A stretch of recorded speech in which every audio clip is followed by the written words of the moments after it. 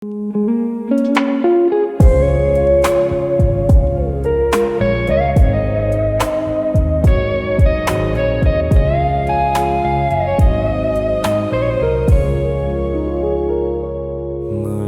សមុទ្រវែងឆ្ងាយផុត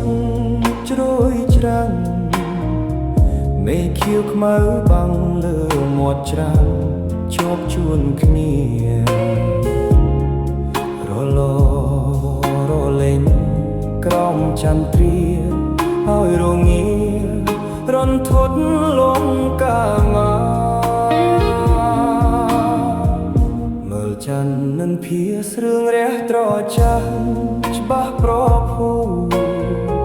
សាប់សៀងជំនោធ្ងួចធ្ងោខ្ទោជលសា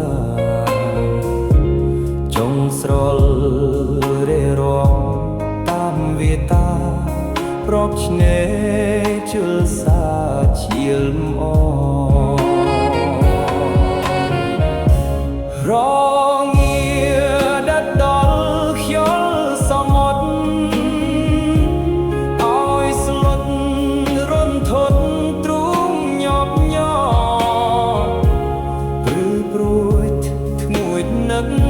ស្រស់បលំអសាមុតផុតនិស័យទួលអយ៉ាងណាក៏នៅមិនធួនស្នួនមាសុតទូខ្យល់សាមុតនឹងច័ន្ទថ្លៃ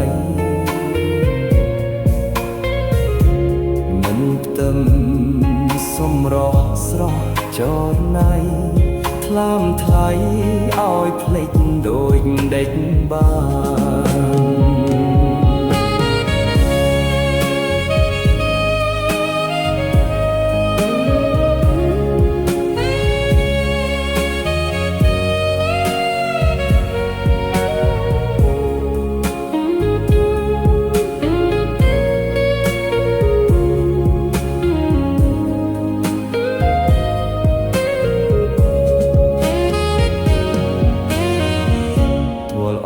យ៉ាងណាក៏នៅមិនធួន